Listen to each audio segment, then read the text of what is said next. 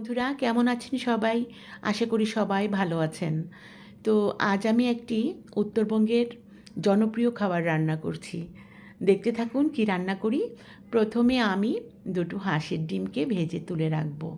একদম ঘুরিয়ে ঘুরিয়ে কড়াইটা পাতলা করে ভাজবো যাতে করে তাড়াতাড়ি ভাজি হয়ে যায়। তারপর আমি এটা উল্টে দেবো। উল্টে পাল্টে দুটা পিঠই আমি লাল করে ভেজে রাখবো। এটা ডিমটা ভাজা হয়ে গেলে আমি এই কড়াইটাতেই তরকারির ফোড়নটা দিয়ে দেব।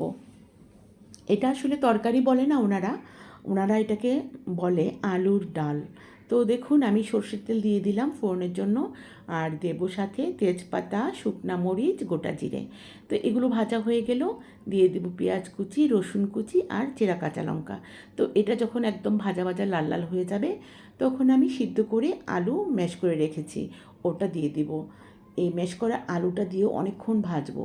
সাথে স্বাদ মতো দেব লবণ, হলুদ, জিরের গুঁড়ো আর কিছুটা শুকনা লঙ্কার গুঁড়ো। এতে করে ডালের ফ্যাকাশে রঙটা হবে না, সুন্দর হবে আর খেতেও ভীষণ ভালো লাগে। যতক্ষণ মন চায় কষাবেন, যত কষাবেন এটা ততই খেতে স্বাদ। তারপরে দিয়ে দিলাম আমি পর্যাপ্ত পরিমাণের জল। খেয়াল রাখতে হবে এটা একদম পাতলা করা যাবে না, আবার একদম ঘন করা যাবে না। মাঝামাঝি করে নামালেই দেখা যাবে এটা পরে ঘনত্ব হয়ে যায় বেশি। তারপরে এটা রুটি দিয়ে, ভাত দিয়ে, যে কোনো জিনিস দিয়ে আপনি খেতে পারবেন। এই তো এখন দিয়ে দিলাম কিউব করে কাটা হাঁসের ডিম দুটো। তারপরে দিয়ে দেব ভাজা জিরের গুঁড়ো। তো আমার রান্না কিন্তু শেষ। কারা কারা পছন্দ করেন এভাবে রান্না করে খাবেন, আর উত্তরবঙ্গের মানুষের তো এটা খুবই জনপ্রিয় খাবার। আপনারা কি করে রান্না করেন সে জিনিসটাও আমাকে বলবেন। তো দেখুন ফাইনাল লুকটা। আমি আবার নামিয়ে এতে করে গন্ধরাজি লেবু কেটে দিয়ে রেখেছি। খেতে আরও সুন্দর হয়েছে গন্ধটা। তো ভালো লাগলে লাইক, কমেন্ট, শেয়ার দিয়ে পাশে থাকবেন।